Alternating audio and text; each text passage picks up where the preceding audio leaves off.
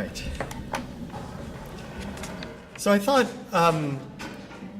by way of closing the formal part of the conference, that I would just try to offer some off-the-cuff ideas that have come out of the really rich presentations that we've had here.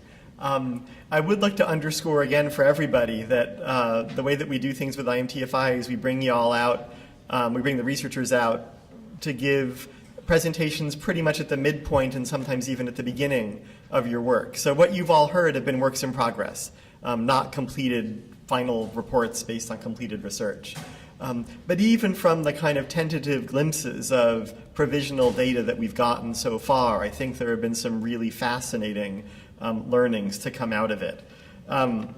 There's no way that I can summarize everything, but I'm just going to reflect a little bit about some of the things that kind of jumped out at me. And I might start with something that Jonathan Dunner said at the very end of the last panel, which is that what we were getting a real sense of was people's practices around objects and not just the objects themselves. In this case, mobile or various kinds of money forms or various of the technologies that are used for storage or for transfer, whether a simple wooden or clay box or an internet connection or some kind of mobile point-of-sale device. And I want to sort of think about the connection, though, between the practices and the materiality of those objects. Because one thing that came out in this year's conference, I think, quite strongly was the materiality of those objects in relation to embodied practice. We got a really nice sense of that yesterday with some of the video, and then again today from some of the photographs and descriptions. And the materiality of experience, the materiality of practice around money seems to me to be something rather significant indeed. I recall the video from Mesfin yesterday in the open air marketplace. This world of bags and baskets, of a different container for the money that comes from coffee and the money that comes from salt, a world of earmarking, but also very much a world of gesture and physicality and the way you call the guy back when he hasn't gotten his change or paid too much or paid too little. And I start to think, how do we think about the materiality of practice in a changing world that many of us are trying to document, of dematerialized money? This came up in a bunch of the talks today. I again recall all of the dynamics of concealment and visibility and display from the comparative work in India and Oaxaca from Magda and Isabel. And just as a little bit of a thought experiment that I've been kind of playing around with for some time now, we tend to think that we have inherited a world strictly of material cash and that we are part of the kind of global generation of people, say, from the 1950s until now that's been witnessing this ever-increasing abstraction or dematerialization. But my little thought experiment is to take you back before the age of coin, before the minting of the first coins in the ancient world, when instead you had in ancient Mesopotamia a world really of documents and of data and of storehouses of wealth that stayed put while the data circulated in the form of what today we might call letters of credit, but back then were a kind of cuneiform reckoning on clay tablets and things. We have a reproduction of one such tablet of a clay receipt in the exhibit here in UC Irvine's library that we're going to take you to tomorrow morning as the start of tomorrow morning's closed session for the researchers. And that ancient world was also a world of a kind of dematerialized money and, I think, a world of big data. And another thing that's come out today and yesterday as well was the way that some of these new technologies for value transfer and storage are really opening up a world of data that I think we experience as new, when in fact we might want to reflect on whatever lessons we can learn from not the old, not the really old, but the super duper really old It may be that this is me coming from the disciplinary perspective of anthropology, and anthropology is a discipline without too much hubris. We claim all of humanity, past, present, and future, and even monkeys, right? That's all ours. But I think that gives me a certain license to talk about things like the practices of credit in a world where value was always in the storehouse, and instead what circulated were promises, was credit, so to speak.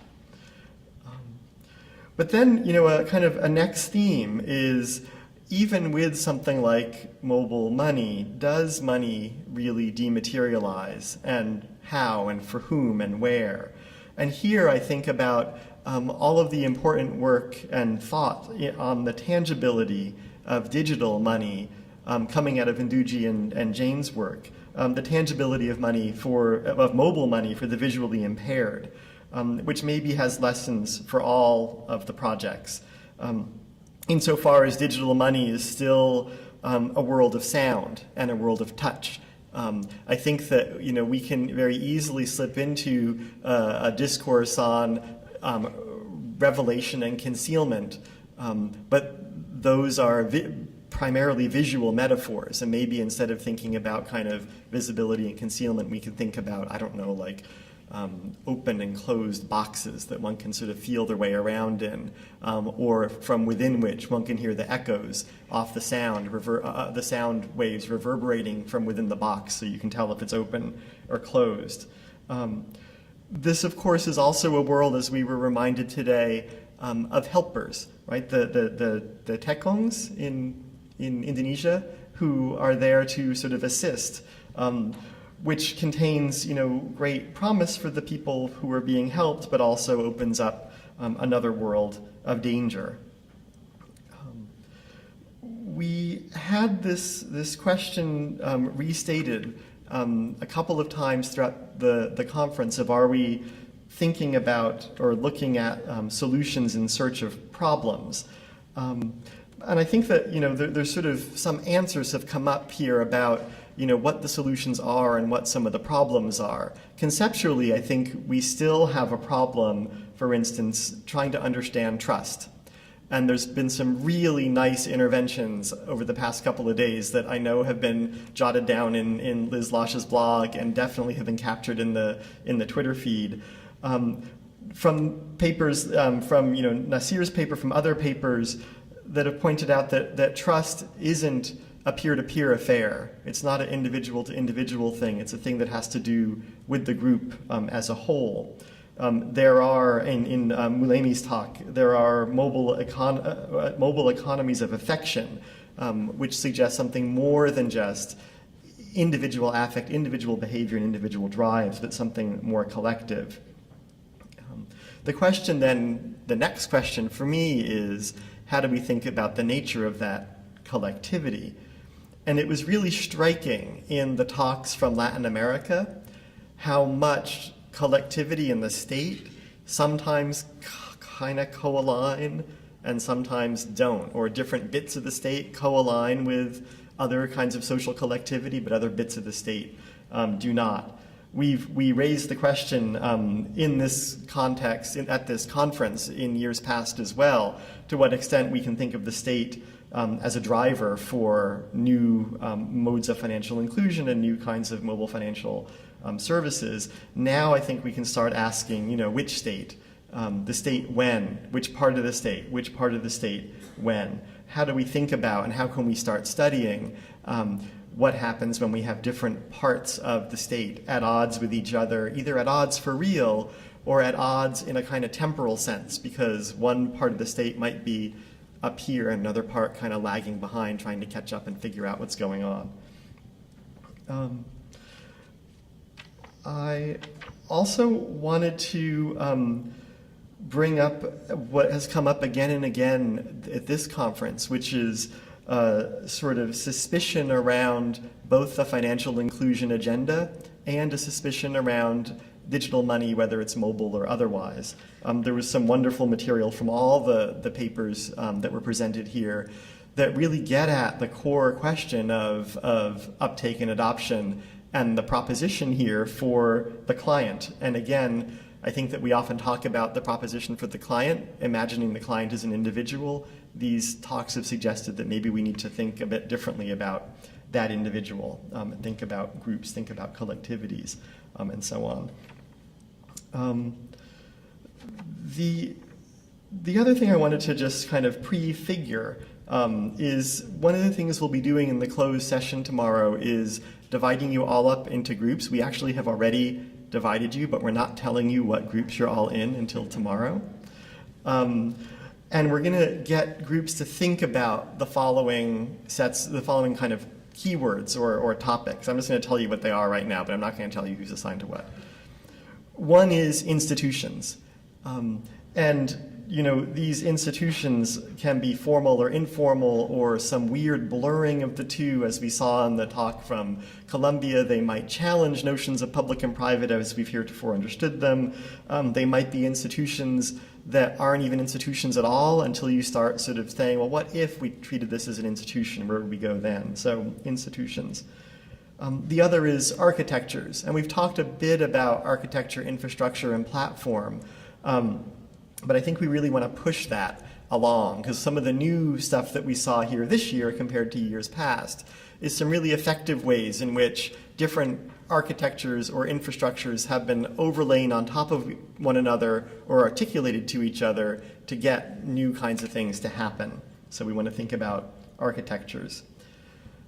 We're going to be talking about, we want to see if we can hit square on this question of in and exclusion. And to think about the virtues of both of these, because we also heard in some of the talks this time around, some of the resistance to adoption of mobile money precisely had to do with a resistance to being either financially included or to being included in other ways and wanting to carve out zones of secrecy for a person or for a collectivity.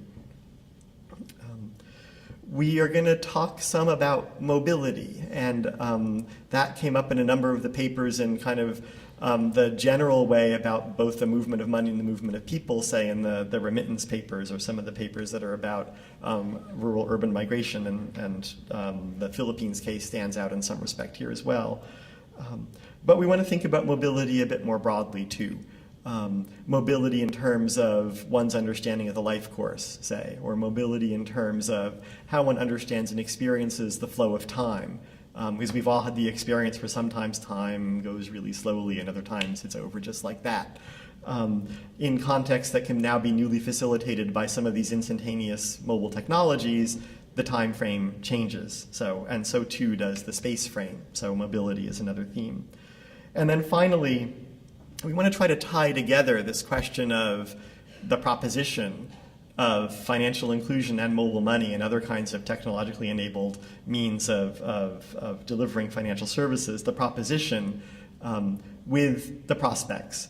I think that this year, compared to other years, we were all a lot more sober about the prospects, which comes from, I don't know if we can say anymore, as I think I certainly have been saying for the past 5 years, I don't think we can say anymore that it's still early days for mobile money.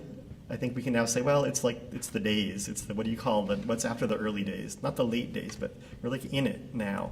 And the slog, I think, gets a little harder and one has to be a bit more clear-eyed about it. And I think that some of the papers today helped us think about that.